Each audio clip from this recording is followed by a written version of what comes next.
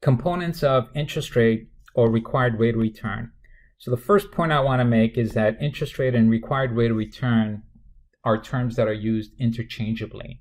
Generally, interest rate is a word you hear in the debt market or the bond market, whereas required rate of return is a term you hear more in equity valuation, but they mean the same thing. It's actually return. It's how much return you're going to make from this investment. So let's have a look at an example. Suppose that KLM Co. issues a bond in order to borrow money. The question is, if you're the investor, what return or interest rate would you require on this bond? So remember, KLM is issuing a bond, so that means that they want you to pay for it, which means you're actually lending them money. So that's what happens when you buy a bond. By paying for the bond, you're actually lending this company money. Now, when you give money to someone as an investment, you require a return. So the question is, how much return would you require? How would you even determine it? Well, here's our framework. So here's the return we would require on this bond issue. The first place I would look at is what government bonds are paying. Why did we pick government bonds? Because government bonds are risk-free. In other words, they have no probability of default because governments have taxation power and they can print as much money as they want in order to pay off their debt. So without taking risk, I like to see what I can make. And then everybody else, so specifically, particularly corporations, have to pay me more. Because with corporate bonds, now I'm exposed to risk. So if I'm going to be exposed to risk, I want a higher return. And just a quick example. So if the government right now is paying 5% on their bonds, everybody else has to pay me more because everybody else would be riskier than the government. So that's really the storyline. Now we just need to break that down into a framework. So here it is, the nominal risk-free rate. That's basically what the government is paying. Now this would apply for all assets. As I illustrated in my example, remember I said if the government's paying 5%, everybody else must pay me more. So everybody has to pay me at least 5%. And then now how would you determine how much more you want from KLM Co? Well, it depends how risky they are, right? The riskier they are, the more return I'm going to need if I'm going to lend these guys my money. Now that is unique for each asset because not all stocks have equal risk. Some stocks are riskier, and for those we require a higher compensation. Now, instead of compensation, they use the word premium or risk premium. And basically, risk premium means how much extra return do you want in order to invest in that asset. So that's the first level analysis. Now we're going to break it down into more granular components. So the nominal risk-free rate can be broken down into the real risk-free rate. So this would be the real risk-free rate you would earn without inflation.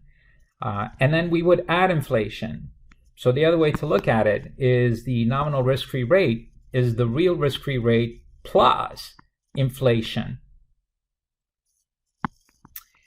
And when we look over to the risk premium you require from each specific asset, we have to look at the particular risks that they pose. Now, the biggest one, of course, is credit or default risk. So the higher the risk that this company might default, the more premium that I will require. On the other hand, the other risk factor is liquidity. For example, if this bond is illiquid, in other words, if I'm going to have a hard time trading this bond, that's going to expose me to more risk, and therefore I require a higher premium. And the last one is maturity risk. And generally, the longer the maturity, the more uncertainty there is. So maturity means that's when you'll get your principal back. Wow, if I'm going to have to wait longer to get my principal back, there's a lot that can happen in between. Therefore, I require a higher premium. So do you see how we're breaking it down? So the nominal risk-free rate can be broken down into two components, and the risk premium in this context can be broken down into three subcomponents. And there it is. So here's our first level analysis where we look at the nominal risk-free rate and then we add the risk premium. But then in the second layer of analysis, we break it down. So nominal is real plus inflation, and risk premium is made up of credit, liquid, and maturity. Now, ladies and gentlemen, we use logic and economic reasoning to arrive at this framework. But once you get here, it's algebra.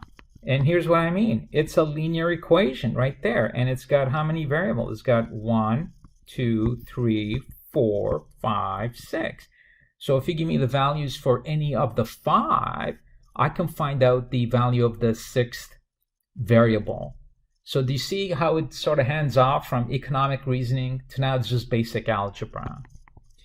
Well, if it is algebra, here's what it means. An increase in any of these components will cause required return to increase. And you can see that right here. Even if you don't know anything about economic reasoning or finance, it's algebra. If any of these variables increase, then RI will increase.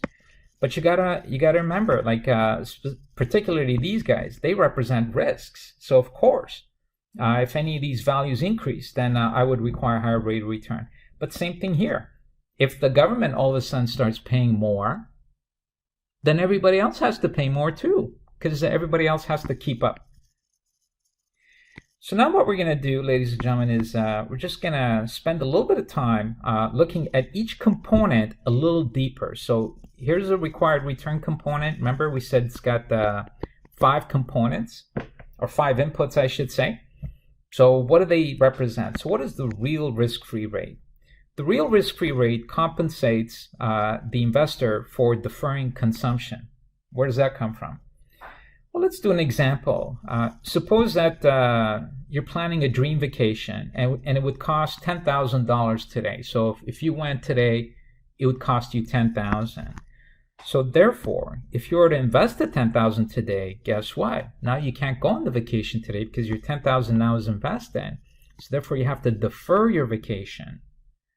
Well, that sounds like an inconvenience. You need to be compensated. So do you see where that comes in from?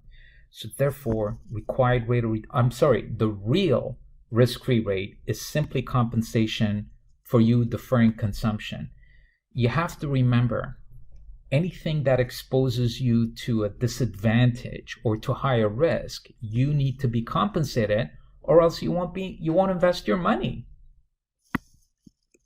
How about inflation, the expected inflation? This was the second component of nominal risk-free rate.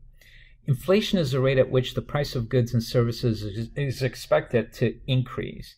Now, in order for the investment to maintain its purchasing power, in other words, be able to buy the same number of goods, its return must increase at least at the same rate as inflation.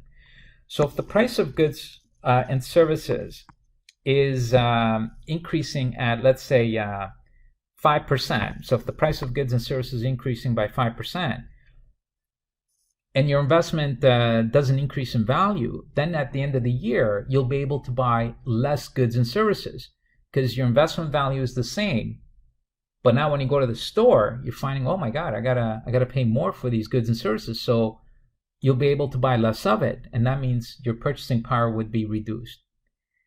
Well, that's not how proper investing is done. You invest so that you can at least maintain your purchasing power. So if the price of goods and services is going to increase 5%, you want to make sure your investments increase at least by 5% so that you'll be able to maintain your purchasing power. Tip: we have to look at the expected inflation rate over the term of the investment. For example, if you buy a bond that matures in 10 years, but you plan to sell it in 2 years, we use the inflation that's expected to prevail over the 10 years. In other words, the market price tracks the investment, not the investor. And this is a really good example because we show you 2 timelines.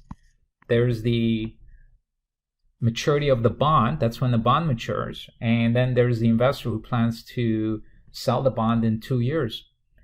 And the data, specifically the inflation, that's tied to the asset, not the investor. So you could buy an investment in the morning and sell it in the afternoon, but that's not going to have an impact on the price of the security.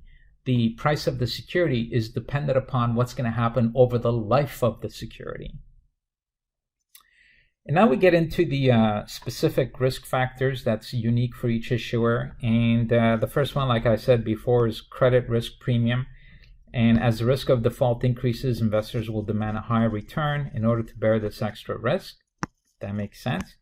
Liquidity risk, as the investment becomes less liquid, in other words, harder to trade, investors will demand a higher return.